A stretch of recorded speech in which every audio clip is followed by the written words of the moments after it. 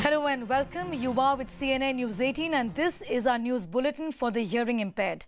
I'm Sneha Mordani and with me is Smriti Nagpal.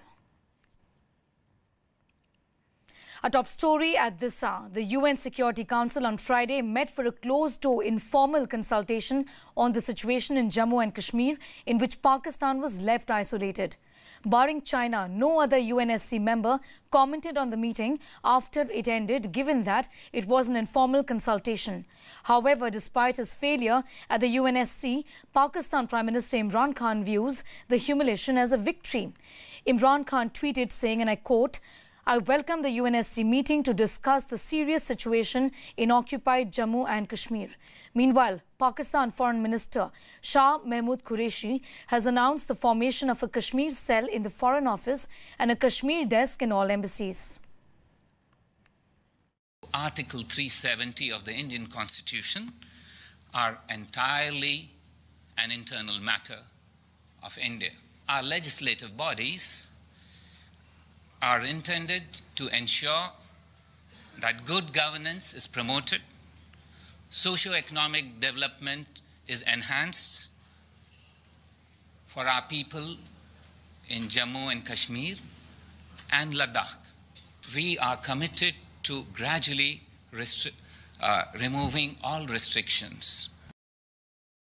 The Security Council members have expressed their serious concern concerning the current situation in Jammu. It's the general view of members that parties concerned should refrain from taking any unilateral action which might further aggravate the tension there and we call upon the relevant parties to exercise restraint, act prudently, and in particular not to take actions that will aggravate the tensions. मुझे सबसे ज़्यादा खुशी इस बात की हो रहा है, देर से सही लेकिन मोदी जी के लीडरशिप में ये निर्णय लेने के बाद लद्दाख के नाम से जो यूनाइटेड नेशंस में चर्चा हो रहा है, उससे पहले जब कांग्रेस का सरकार था, यूनाइटेड नेशन यूएनओ में तो क्या पार्लियामेंट में नहीं होता था, अपने संसद में नहीं होता था. आज इंटरनेशनल प्लेटफॉर्म पे लद्दाख के नाम से चर्चा हो रहा है. ये मुझे सबसे ज्यादा जो है संतुष्टि दे रहा है. In related news, in another major jolt to Pakistan, US President Donald Trump has climbed down from his mediation offer. This is a major snub to Pakistan from the United States, as Trump has asked Pakistan Prime Minister Imran Khan to resolve tensions with India bilaterally, adding that he won't intervene in India's internal affairs. The US President conveyed the importance of India and Pakistan reducing tensions through a bilateral dialogue regarding the situation in Jammu and Kashmir. Meanwhile, more international support pours in for India. Former US Ambassador to Pakistan has endorsed Prime Minister Narendra Modi's decision to revoke Article 370, calling him a regional powerhouse who outfoxed Trump in a brilliant chess move. Annie Patterson said that Prime Minister Modi's speech on Kashmir was very effective, adding that India has thrived under his rule. And staying with Kashmir, after a complete communication blackout over the last 12 days, the Jammu and Kashmir administration has taken the first step towards restoring normalcy in the valley. The first stage of internet restoration has begun in Jammu and Kashmir, with 3G and 4G services now functional in some areas. Meanwhile, sources tell CNN News 18 that restrictions have been relaxed at 35 police jurisdictions in the valley. Shops have opened in most of these areas and landlines have also started functioning. There are no restrictions in 10 districts of Jammu so far. There has been no untoward incident reported so far. Public transport has started plying and we are getting encouraging reports of normal movement from a lot of rural areas. We are looking forward to opening of schools, beginning with primary schools all over. there will be full functionality of government offices beginning Monday. Chief Secretary, sir, you talked about, resuming landlines and also schools. Right. Which areas have you chosen to begin with? I'm sorry, I am not directly monitoring which areas, etc. There is a systematic plan. The IG Police and the Divisional Commissioner Kashmir, they're sitting together. No, I'm telling you is, what they will do is, they will start opening in the rural areas first. In Srinagar, in some localities, they will start opening. Wherever there is an area which is either a trouble spot or is vulnerable, those areas would be the last to be opened. So it is not rural, urban, or this city first or that city. Area-wise, within localities, things will be relaxed. Now, this is a question I'm bringing in front of you. Is I spoke to a lot of these players from tourism as well as people who lost their livelihood, the shopkeepers and all other people. Who is going to compensate for their loss? I am not going into compensation issue, but please hear the speech of the Prime Minister. The state is tourism is going to be one of the pillars, and the agricultural economy is going to be the other pillar, which is being promoted in a very big scale in future.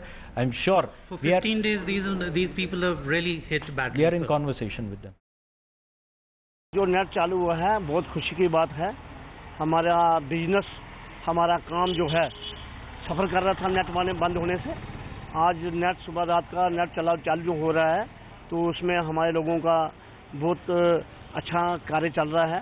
बहुत अच्छी पहल है. इससे ऐसे लगता है कि हालात नॉर्मल होने की ओर हैं और प्रॉस्पेरिटी भी बढ़ती है. इससे लोग जो बाहर के हैं उनको लगता है कि स्टेट सही है, तो विजिटर भी बढ़ेगा. और बच्चों के भी आजकल जो भी होमवर्क वगैरह वो नेट पे आते हैं, तो बहुत मुश्किल हुई थी कि बच्चों को स्टडीज़ के लिए. तो ये एक अच्छी पहल है, ये शुरू होने चाहिए. और आज से मैंने देखा कि नेट चल रहा है, स्लो है, 2G इन्होंने सेवा स्टार्ट की है. तो अच्छा स्टेप है. धीरे धीरे ये सभी सेवाएं रिस्टोर कर रहे हैं. पहले स्कूल कॉलेजेस खोले थे, मार्केटिंग अच्छी हुई थी, अभी नेट है, तो धीरे धीरे इनको 4G भी दे देना चाहिए. If you divide Srinagar in two parts, one is the civil lines, which is seeing things easing out, but another one is downtown Srinagar and many other areas connected with this. There, the situation is one of uneasy calm. Restrictions are very much there because minor stone peltings do take place. Now, I did ask specifically the Chief Secretary in that interview yesterday which are the areas where landline connectivity would be resumed, and he did say that to begin with that's going to happen in rural areas and areas which have seen very less violence. Now, to begin with, when I arrived here in the office early in the morning, I first went and checked whether our landline, the fixed landline, is working or not, and it was not functioning in this area, even though we've seen only few minor incidents taking place. That said, he did talk about another indicator where the government thinks that normalcy could be brought about, that is opening of the schools. Now, what is government going to do? Because we have seen in the past that whenever schools and colleges are allowed to function in one go, then protests do break out in Srinagar, and many times we have seen students clashing with security forces. Whether government has that thing in mind or not, I'm not sure about that, but clearly my guess is that they're going to start with kindergarten kids, and in areas which have seen absolutely no violence, could be civil lines again, which have been largely peaceful. And shifting focus now, Prime Minister Narendra Modi is in Bhutan for a 2-day visit to engage in bilateral partnerships and collaborating in the hydropower sector. Now, with the government's neighbourhood first policy in mind, the Prime Minister termed the India-Bhutan relationship an important pillar and called the partnership of a special character. He arrived in Bhutan this morning and called on Bhutanese King Jigme Khesar Namgyel Wangchuk. He is also holding delegation-level talks with his Bhutanese counterpart, Dr. Lote Shering. The highlight of the visit will be the inauguration of the Mangdechu hydropower project. In both meetings, the two sides will discuss the full range of bilateral relations. The two sides will also discuss international issues and regional issues of common concern. India over the years has played a major role also in the socio-economic development of the country per the wishes, aspirations and priorities of the people of Bhutan. So I think all of these various issues would be on the table, and also as I've just mentioned, the 10 memorandums of understanding that would be signed and 5 very substantive inaugurations which are taking India-Bhutan relations to the next level. The Sankosh hydroelectric power project discussions have started between our two sides, and going forward we are very hopeful that an agreement will be reached. Till now, India and Bhutan, we are having good relationship. So I want our relationship should be continue, like more stronger than this. I would like to thank Mr. Modi, the Prime Minister of India, and we are welcoming to the Bhutan. So he helped us so many things in our country. You know, Bhutan and India is a very good friend, and then it's like a brotherhood type. And then you know that India always assists the government of Bhutan, and then I hope things will go on well, and Bhutan government and government of India will always go stint to the stint. That is our hope. And stories from the city of Kolkata. Heavy, incessant rainfall has thrown the city out of gear due to deep depression over the Gangetic West Bengal plain.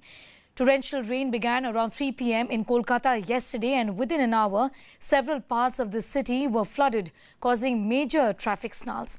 According to the Met Department, heavy rain is likely to continue in the city over the weekend. Kolkata so far missed heavy showers this season because of weak circulations and low pressure formations over areas far from the city. At other times, they have moved in directions that have restricted rainfall over the city to just drizzles. But the trend changed yesterday afternoon and is likely to continue this way for the next 24 hours, at least with 70 to 110 mm of rainfall expected. A speeding luxury vehicle rammed into another car, killing 2 Bangladeshi nationals and injuring many others in Kolkata today. According to the Bangladesh Deputy Envoy, the 2 Bangladeshi nationals were in the city for Eid holidays and for medical reasons. An FIR has been lodged and the driver of the car has been arrested. The police is currently investigating the case. News from the national capital. Former Finance Minister Arun Jaitley, who was admitted to Delhi's All India Institute of Medical Sciences on the 9th of August, is critical, is what sources are indicating. Home Minister Amit Shah and Health Minister Dr. Harshvardhan rushed to the hospital late on Friday. Earlier yesterday, President Ramnath Kovind had visited Jaitley at the hospital. Jaitley was admitted to AIIMS Intensive Care Unit last week after he complained of breathlessness and restlessness. A multidisciplinary team of doctors is supervising the former Union Minister's treatment at the Cardio Neuro Center. The Rajasthan government has constituted a special investigation team to probe the Pehlu Khan lynching case. The SIT will inquire into lapses in the investigation carried out by the police and will also collect evidence that were missed or might have been overlooked during the investigation. A 3-member team will be led by DG Nitin Deep and is going to submit its findings within 15 days. Remember, all the accused in the case were acquitted by a Rajasthan court on Wednesday, giving them the benefit of doubt. In other news now, an RTI activist has been asked to pay 20 lakh rupees for information, including a 3 lakh GST. Independent journalist Rajesh Serupalli was left bewildered when he was asked to pay a whopping 20 lakh rupees for data on rainfall with a GST amount of 3 lakh rupees included. An RTI was filed with the Telangana State Development Planning Society seeking rainfall data for the last 1 year, particularly in Nizamabad district. According to the department, they have charged 3,500 rupees to get data from each automatic weather station in the district. News again from the city of Kolkata. BJP MP Rupa Ganguly's son, Akash Mukherjee, has been arrested in Kolkata for rash driving. Well, the order came after the police produced 21-year-old Akash Mukherjee before the Alipur court. Akash was then sent to 1-day police custody for allegedly ramming his car into the wall of prestigious South Kolkata club. The police had taken the youth into custody after the incident at around 9:15 p.m. on Thursday and formally arrested him Friday morning on the charge of rash driving and damaging properties there. All aspects should not be okay. reviewed should not be taken from political angle. At the end of the day, Rupa Ganguly is also the mother of a son. Whatever has happened, it is very unfortunate. Law has started taking its own course. Already he is arrested. Rupa Ganguly already tweeted that law will take its own course.